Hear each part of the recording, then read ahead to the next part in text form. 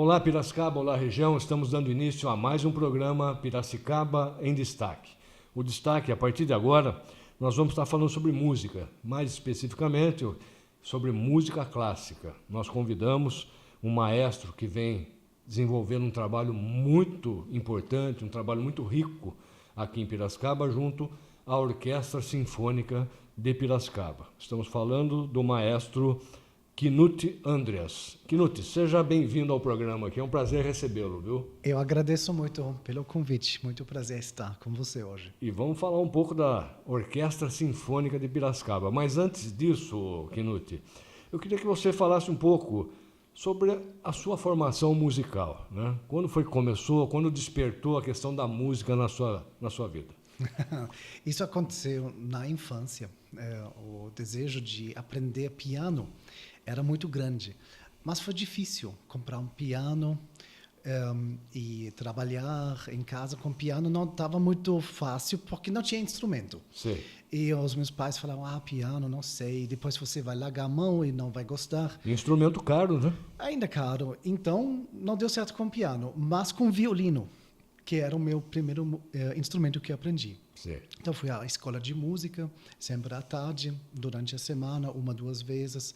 Tive orquestra de iniciantes, coro. Então, toda essa educação musical começou nessa época. E depois de alguns 6, 7 anos, eu comecei também a aprender a viola, que é um pouco maior do que o violino, mas, em geral, tem muitas coisas, muitos jeitos de tocar em comum, e piano.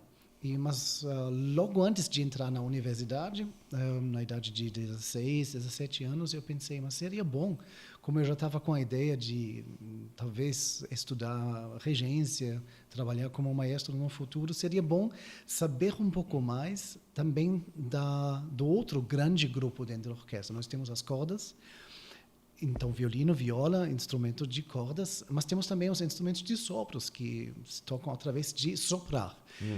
E, finalmente, comecei a aprender fagote, que também foi meu primeiro instrumento. E você já tinha essa ideia de se tornar maestro, então? Sim. Isso já era, você tinha isso como meta?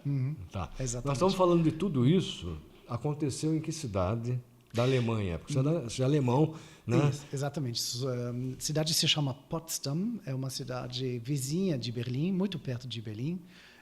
A cidade está, hoje em dia, na grande Alemanha, lógico, no país depois da reunificação, mas antes era essa cidade pertencia à parte oriental ou ocidental? Oriental. Oriental. Então, eu nasci na Alemanha Oriental ainda. Você nasceu na Alemanha comunista. Exatamente. Viveu por quanto tempo? 10 anos. Nesse regime? Os meus primeiros 10 anos da minha vida eu vivi na Alemanha Oriental. Vou aproveitar e falar um pouco disso também, o maestro. Até que ponto prejudicou a economia vendo a oriental com a ocidental, naquela época, um pouco antes da queda do Muro de Berlim? Tem que dar uma olhada em fotos, tem que ver. As fotos mostram muito. A Alemanha Oriental, economicamente, estava no fim da vida. A Alemanha Ocidental conseguiu um crescimento bom, né, depois do fim da Segunda Guerra Mundial, com a ajuda principalmente dos Estados Unidos, Inglaterra, França, né, os aliados que ganharam. Sim. A parte oriental não cresceu muito, não. A parte oriental foi dominada pelos russos, né? Exatamente, sim. A União Soviética. Né? Nessa época, a União Soviética na ainda. época. Exatamente. Né? Sim. Então, o país, a gente viveu bem, não sofremos nem de fome, nem de nada. Mas não houve o desenvolvimento econômico como houve na ocidental. Não. E também o sistema político era diferente, né? Um lado da Alemanha com capitalismo, o outro lado com socialismo real, como se chamava nessa época. Então, dois sistemas muito diferentes. E aí caiu o muro, houve aquela adaptação novamente e tudo mudou. Ao longo de décadas. Até hoje a gente ainda percebe diferenças em vários aspectos. Não é mais tão forte como era isso nos anos 90. Mas mesmo assim a gente percebe diferenças entre essas antigas duas partes separadas da Alemanha. Agora, a música sempre foi muito forte na Alemanha, né? Nós temos um caso aqui em Piracicaba do maestro Ernest Mali. Inclusive, nós tivemos o prazer de fazer um documentário sobre a vida dele. E ele era de Stuttgart. É próximo ali a Berlim ou não? É longe. É longe? Eu Fala um sempre pouco. faço a piada, para mim é mais fácil chegar no Brasil do que de Berlim ou Potsdam para o sul da Alemanha para Stuttgart. Então, de carro são pelo menos algumas 8, 9 horas dirigindo do norte para o sul do país. Entendi. É bem longe. De avião é curto, de avião é 1 hora só. Mas eu confesso, em Stuttgart eu passei uma única vez na minha vida. Entendi. Mas a Alemanha em si, a gente imagina um país musical, né, com uma tendência muito forte, né, a música clássica. Você vê, você falou que o Mahler era do sul, você é mais ao norte, né? E mesmo assim a Alemanha como um todo, mesmo sendo comunista ou não, a música é sempre presente, né? Isso já é cultural lá. É muito cultural, é bastante tradição, né? A gente tem essa tradição da música entre aspas erudita, né? Ao longo de séculos, a gente pode voltar até século XVII, época do Barroco, temos os grandes compositores como Bach ou Handel, que viveram até perto da minha casa. Ah, é? Um trabalhou em Leipzig, 1h30 de carro. Outro em Halle, onde ele nasceu, o Handel, que depois foi para Londres. Então, nós temos essa riqueza ao longo de séculos da música clássica. E como é que surge Piracicaba? Às vezes tem bastante coincidência. Uma bela história para contar. Uma longa história. Uma longa história. Vou tentar fazer um pouco mais comprida, né? Sim. São, às vezes, coincidências tão lindas e boas na vida, caminhos que nós não podemos planejar. Então, nunca planejei uma coisa dessa e nunca imaginei que eu vou trabalhar como maestro titular no Brasil. E tudo envolve o grande amigo e músico, violoncelista André Mecheletti. Nós realizamos um concerto junto, muitos anos atrás, em Campinas, ao convite do maestro Parcival Módulo, que era titular na época em Campinas. E lá eu regi a orquestra de Campinas e o André estava tocando como solista. E gostamos um do outro, mas depois perdemos um pouco o contato. Mas depois nós nos encontramos novamente em Ribeirão Preto, onde ele trabalha como professor de violoncelo na USP. E ele solou com a orquestra de Ribeirão Preto. E a gente se reencontrou e gostamos novamente um do outro, do trabalho, da musicalidade. E ele fez convite, foi antes da pandemia, para eu reger a orquestra de Piracicaba. E aceitei com muito prazer e honra e conheci a cidade já conhecia antes. Foi uma vez só que você regeu? Uma primeira vez, vamos dizer, tá. Antes da pandemia. A orquestra já estava montadinha, então, a orquestra sinfônica? Já, super bem, andando super bem. Eu cheguei lá e pensei, uau, que orquestra maravilhosa. E como eu fiquei apaixonado pela orquestra, os músicos gostaram do trabalho também. Eu voltei no mesmo ano, mais uma vez, no fim do ano, para reger mais um concerto. Depois, interrupção da pandemia.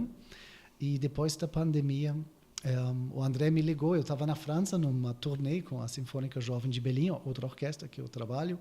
E continua trabalhando? Ainda continuo trabalhando. Depois vamos falar um pouquinho sobre isso. Isso.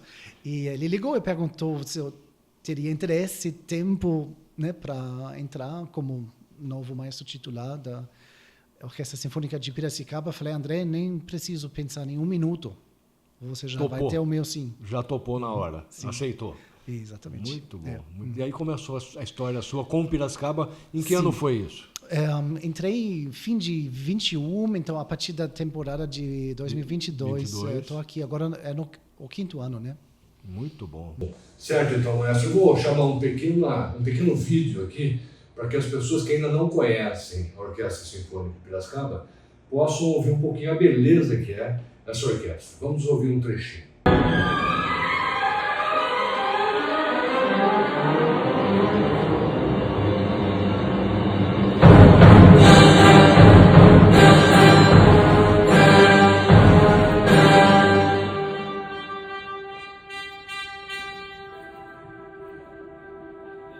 Muito bom. Mas fala um pouquinho, porque muitas pessoas acham que você mora em São Paulo, mora em Campinas, ou Ribeirão Preto. Também você mora onde? Na Alemanha, em Você Potsdam. mora na Alemanha, então, Sim. E vem para cá a trabalho para a Orquestra Sinfônica de Piracicaba. Exatamente. Uma vez por mês? De 2 em 2 meses. Às vezes eu consigo passar mais tempo aqui, agora julho, agosto, tem, né, verão na Alemanha, inverno aqui. Temos as grandes férias de verão na Alemanha, então as orquestras não trabalham. Assim eu tenho mais tempo livre para ficar diretamente julho e agosto aqui no Brasil. E aí você fica o mês todo, então, julho e agosto. Sim, julho e agosto, volto depois do fim de Vira semana. brasileiro em julho e agosto. Sim, bastante. E depois eu tenho que virar a chave e voltar na Alemanha. É. Mas normalmente eu viajo de 2 em 2 meses para cá. E na Alemanha, quais outros trabalhos que você desenvolve lá? Tem a Orquestra Sinfônica Jovem de Berlim, com a qual eu trabalho já há 10 anos, eu acho. E a Sinfônica de Potsdam, onde eu comecei a reger, comecei o meu caminho na frente de orquestras, alguns 27 anos atrás. Então, estou trabalhando com essa orquestra desde 27 anos. Há 27 anos já. Sim. E você vê a diferença entre os músicos brasileiros, alemães? Tem alguma adaptação que tem que ser feita?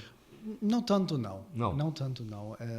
O trabalho sempre é uma adaptação.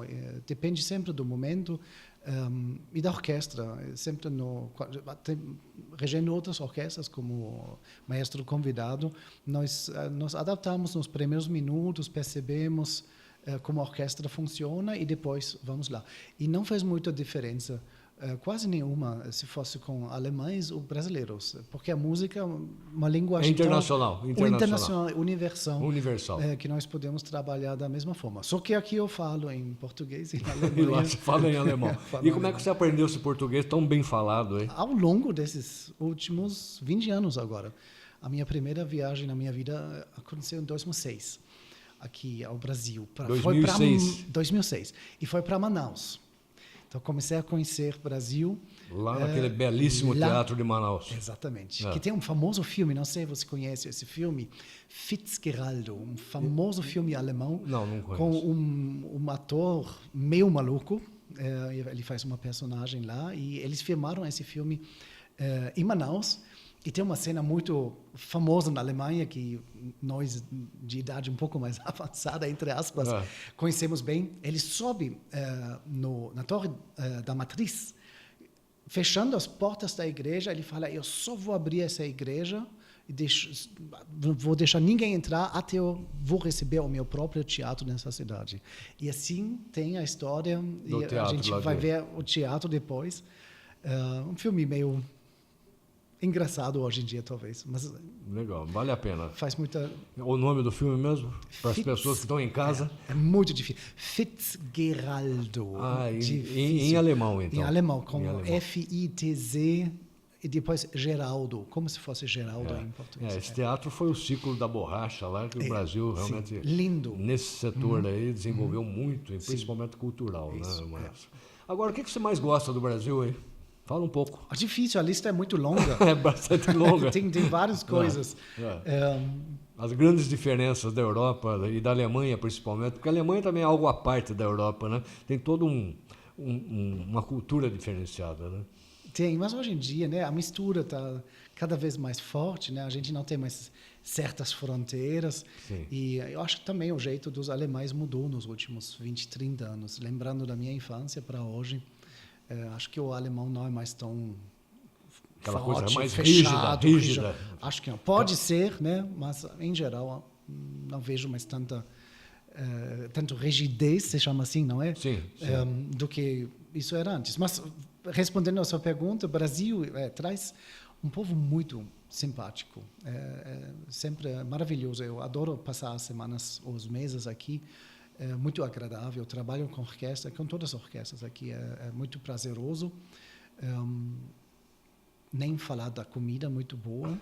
É um risco, né? Porque eu sempre volto com alguns quilos a mais. E, acaba abusando um pouco. Sim. E tem algumas comidas boas que eu sempre Quais são? faço. Eu sempre tenho que tomar pelo menos 1, 2, 3 açaí durante a estadia aqui. Até tomei ontem. Uma em Torrinha, na volta de um pequeno passeio que eu fiz aqui na região. E então é comida. E focando na música, é impressionante. Mesmo isso comparando, né, entre a Alemanha e Brasil, a realidade das orquestras, financeiramente, estruturalmente, é muito diferente.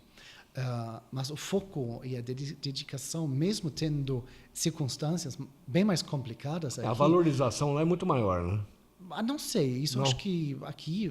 A valorização financeira, eu falo. A financeira, sim. Bom, tem mais recursos públicos, mas é uma outra estrutura, é um outro crescimento ao longo de mais do que 100 anos, né? Que o poder público está mantendo orquestras no país inteiro, na Alemanha. Mas aqui temos apoio também, que é muito bom e muito importante. Está entrando, inclusive, a Orquestra Sinfônica de Piracicaba pela Lei Rouanet, né? Sim. Com apoio de empresas. Aí, se quiser citar o nome das empresas também, sim. Fique à vontade. Temos bastante apoio e somos muito gratos, né? A Caterpillar, a Hyundai, a Finha, a Drogão. São as maiores empresas com bastante apoio ao longo da temporada e que precisamos desse apoio. Aqui é uma mistura, né, entre dinheiro público e também dinheiro que entra através da Lei Rouanet. Sim. E olhando os músicos, né, que trabalham em algumas cidades diferentes para se manter ao longo do mês, é bastante cansativo, mas eles tocam com muito prazer, com muita dedicação. E sai bastante música bonita. São quantos músicos hoje a Orquestra Sinfônica de Piracicaba? Quase 60. Quase 60. Divididos assim, em cordas, sopros, como? Orquestra completa. Então, orquestra sinfônica completa, com cordas, sopros, percussão. É isso. Maravilha, maravilha. E músicas brasileiras, maestro? Existem também nos repertórios. Você está fazendo todo um trabalho com as músicas brasileiras? O máximo possível. Estamos muito focando nesses dias, nesse momento, nas obras do Ernst Mahler, que faleceu recentemente. Sim. E acho que agora fica em nossas mãos, aqui, de todas as pessoas em Piracicaba, para manter a obra dele viva para o futuro. E por isso nós gravamos no ano passado já um disco, o primeiro disco profissionalmente gravado, com obras sinfônicas do Mahler, e nesse ano nós vamos gravar o segundo disco, em outubro, novamente com obras sinfônicas do Mahler, para manter essa música nos ouvidos das pessoas. Porque o Mahler, nesse documentário, a gente percebe, né? Mesmo sendo alemão, ele buscava uma cultura brasileira na música para colocar, né? Isso. Inclusive vocês apresentaram no dia do documentário no Teatro Municipal, no último dia 23 de julho, né? Vocês apresentaram 4 ou 5 músicas do Mahler, né?